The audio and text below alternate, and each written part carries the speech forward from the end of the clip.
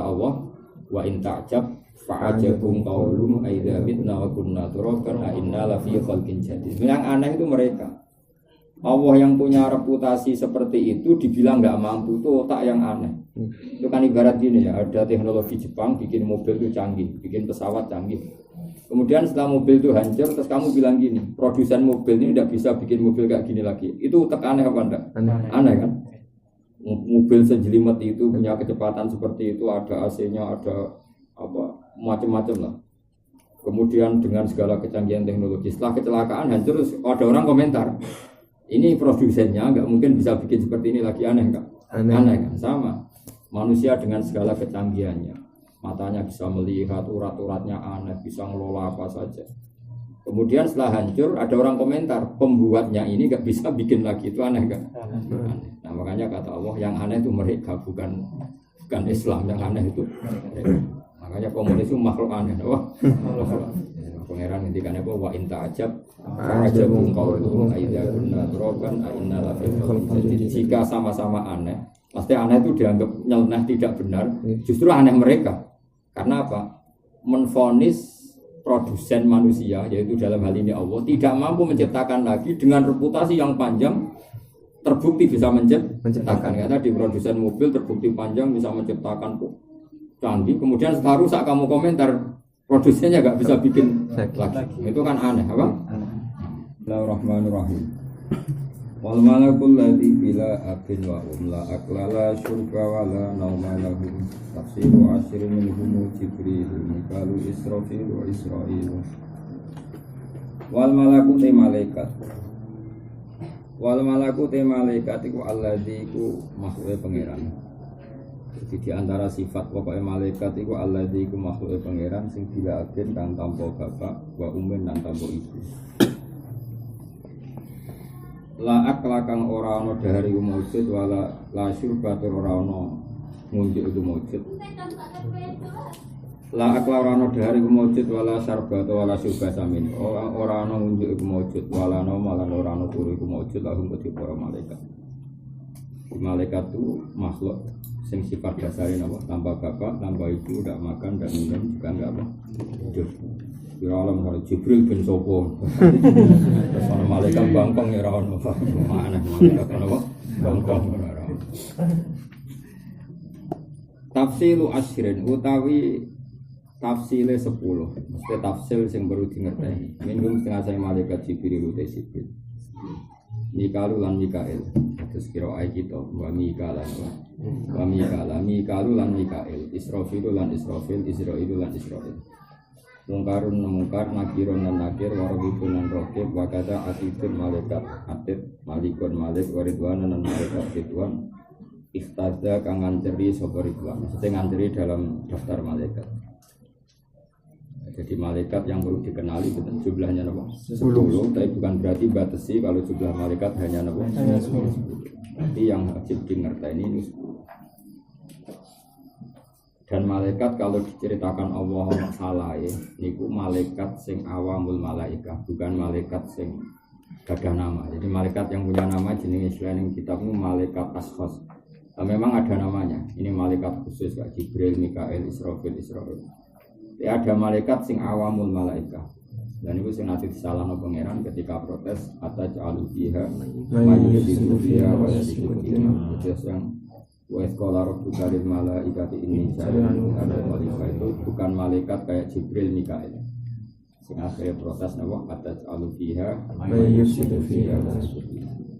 Nah kalau malaikat jenis ini mungkin nanti ditegur pangeran karena pernah protes ketika Allah bikin Nabi Sinten agar. Tapi itu bukan malaikat yang kayak Jibril, Mikael. Paham itu beda, ya napa? Beda.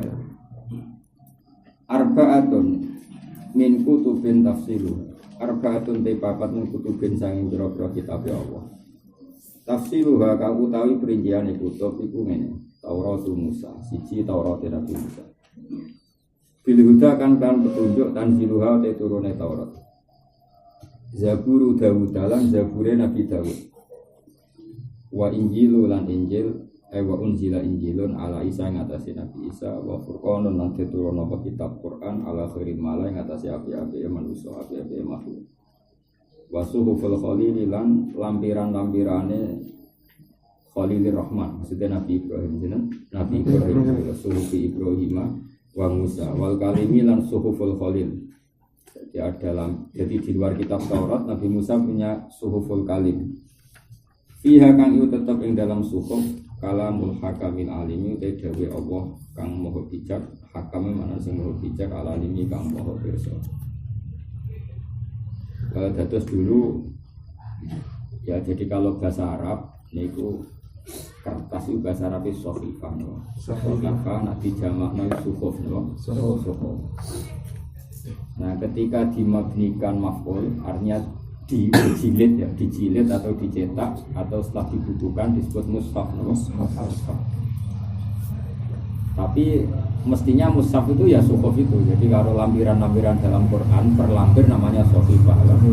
Sohifah nanti kalau dijamakkan suhuf, suhuf. Makanya kata banyak ulama ngendikan begini, Allah akan menjaga Quran ini, satu dihafal para hufaz, para hamalatul Quran, dua kadung mudawwan atau memang dicetak di mushaf yang ada kertasnya itu jenis mushaf. Sebab Allah mensifati Rasulullah Muhammad dengan status Rasulun minallah yatlu suhufan mutahharah, bahwa Rasulullah adalah seorang Rasul yang membaca lampiran-lampiran suci. Rasulun minallah yatlu suhufan mutahharah. Sebab itu nasibnya Quran ya di mushaf itu, mushaf yang kita cetak itu, karena secerdas-cerdasnya manusia potensi lupa. Ketika lupa merujuknya di mushaf, mushaf. Kalau di mushaf misalnya ada salah titik atau salah cetak misalnya, itu merujuk ke hamalatul Quran yang hafal-hafal, sehingga ini ada kombinasi hafalan di dada dan ditulis dalam mushaf. Makanya Quran disifati dua kali. Nah, potensi itu terutama di kitab-kitab tafsir ya, karena terutama kayak tafsir Jalalain, karena kan musannafnya itu Imam Suyuti ketika baca Quran itu dia zigzag ya, kadang qiraahnya Asim, kadang Ibnu Katsir. Beliau kan enggak konsisten dalam satu bacaan, sehingga kadang penulisannya itu membingungkan. Makanya kalau ngaji Jalalain itu sebaiknya pakai cetakan yang sekarang, pakai DKI itu. Karena apa? Benar-benar semuanya ditulis sesuai qiraat Asim, semuanya ditulis pakai apa? Qiraat Asim lebih nyaman. Ya saya ulang lagi ya. Jadi kombinasi penjagaan Quran itu Allah bikin sunnah, yaitu satu dihafal di dada, kemudian dimushafkan apa? Dimushafkan itu disebut apa? Rasulun minallah yatlu suhufan mutahharah. Andai kan tidak dimushafkan, nggak kebayang, karena Rasulullah ketika wafat itu tentu banyak riwayat, mulai riwayat yang absolut, yang sah, sampai riwayat hoax, kayak riwayat-riwayatnya orang Syiah itu macam-macam, sehingga dibutuhkan otoritas yang lengkap, yang akurat, yaitu lampiran-lampiran yang ketika Nabi Sugeng didiktekan kepada para sahabat. Kemudian lampiran yang di dokumen Nabi tadi di kamar beliau diambil oleh Abu Bakar. Jadi Abu Bakar itu tidak mengarang Quran sama sekali. Beliau hanya mengumpulkan lampiran-lampiran yang ada di kamarnya kan.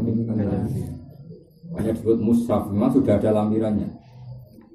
Dan bukti bahwa teori ini benar adalah Allah mensifati Rasulullah itu Rasulun minallah yatlu suhufan mutahharah. Ini ya, jadi orang Syiah itu salah besar ketika ngomong Abu Bakar itu ngarang Quran itu tidak mungkin, karena lampiran-lampiran itu didhawuhna Quran. Padahal Quran itu azali, azali. Artinya Abu Bakar sudah jelas menemukan mushaf itu ada di Nabi, ada di Nabi. Buktinya apa? Nabi Rasulullah itu disifati Allah Rasulun minallah yatlu suhufan mutahharah, bahwa Rasul ini pembaca mushaf, artinya mushaf itu sudah ada. Kemudian mushaf yang sudah ada ini didokumentasi Abu Bakar, Umar, terus dimasalkan era Sayyidina Utsman. Nah, karena Utsman yang berhasil memasalkan secara nasional, terus disebut Rasulullah Utsman. Ya sebetulnya yang mulai Abu Bakar, cuma jadi masif secara nasional itu era Sayyidina Utsman. Jadi jelas ya. Jadi mushaf niku zaman kanjeng Nabi Muhammad sallallahu alaihi wasallam. Abu Bakar hanya menjamu mengumpulkan, tidak ada intervensi sama sekali, tidak ada perubahan sama sekali. Ya jelas karena Nabi disifati Allah sebagai Rasulun minallah, Rasulullah itu siapa? Rasul yang membaca lembaran-lembaran suci. Tentu bacanya Nabi dengan kita. Kalau kita baca kan dari tidak tahu, kemudian baca jadi ingat. Kalau Nabi tidak, karena beliau tidak bisa baca kayak kita, tapi ditakdir bisa.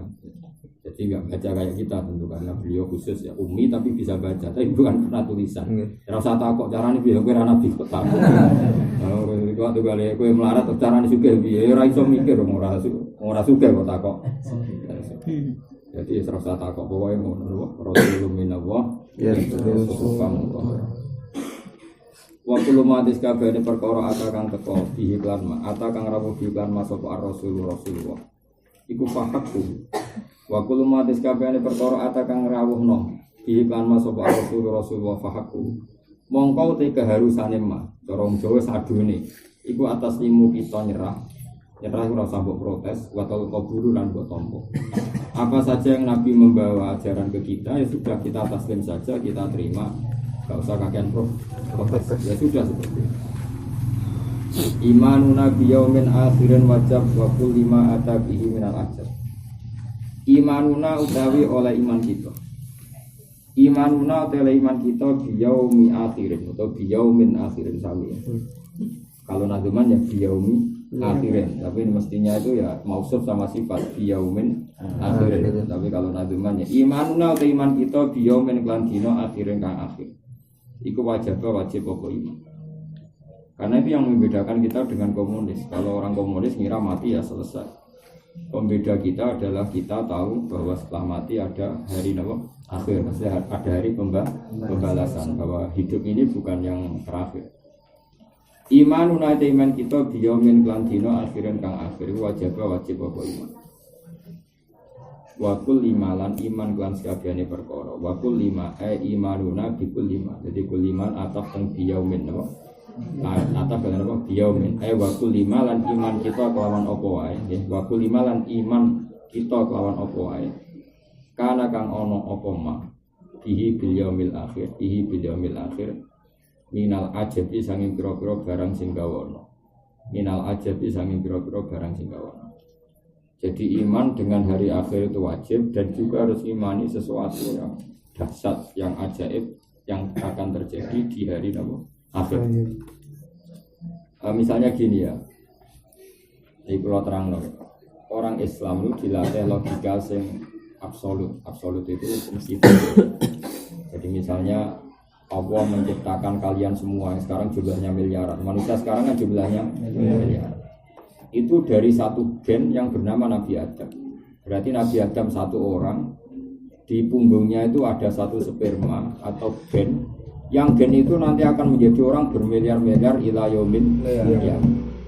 Artinya Allah punya kemampuan bikin manusia yang miliaran itu dari gen satu orang. Berarti kayak apa? Rucek gen sing digone situ. Adam.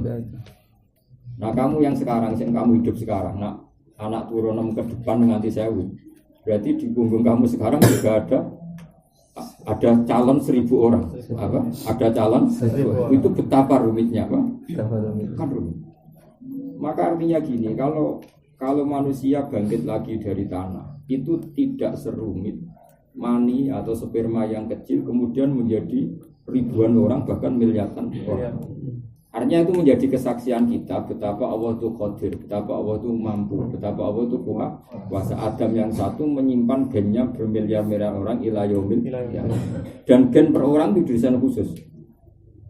Desain khusus ada yang berwatak Madura, buatak macam-macam. Ada yang ganteng, pesek, buangin. Itu kan milah-milahnya susahnya kayak apa?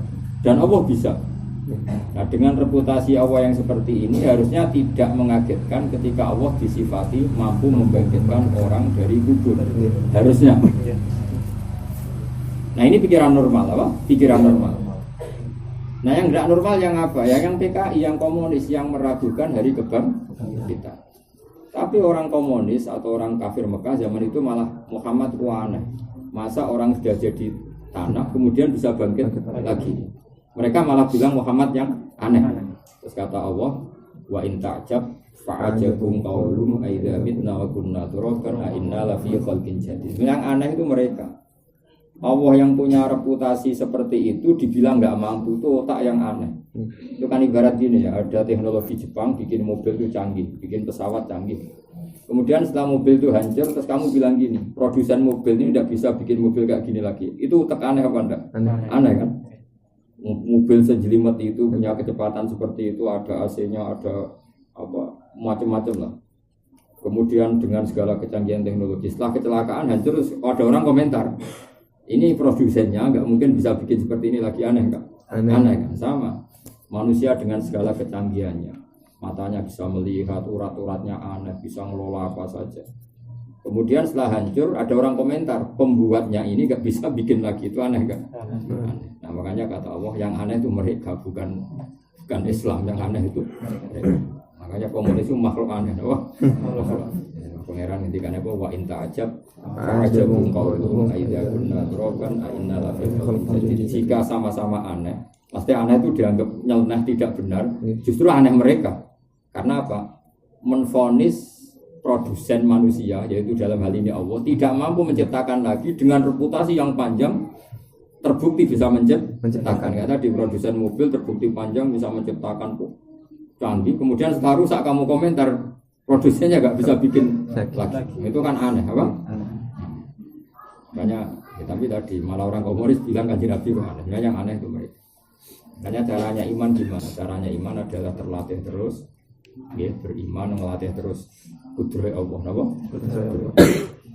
Ya caranya gampang, pakai ayat-ayat yang gampang saja. Misalnya inna Allaha la yastahyi ayyadriba masalam ma'ba'udatan. Allah itu bisa bikin nyamuk. Kayak apa nyamuk itu kecilnya? Sudah kecil nyamuk itu ya punya telur. Terus kecilnya kayak apa? Terus punya jantung. Jantungnya seberapa kecil? Jantungnya punya urat. Lalu uratnya seberapa kecil? Kayak apa rumitnya bikinnya? Malah buat ceblek terus. Sebetulnya itu mitra angen-angen, apa? Mitra angen-angen. Ya coba, saya berkali-kali ngaji bilang kalau gajah itu cara menuso itu sok kuat, itu cek iso lah bayangno gawe gajah. Karena besar, jantungnya bikinnya besar, bikin ususnya besar.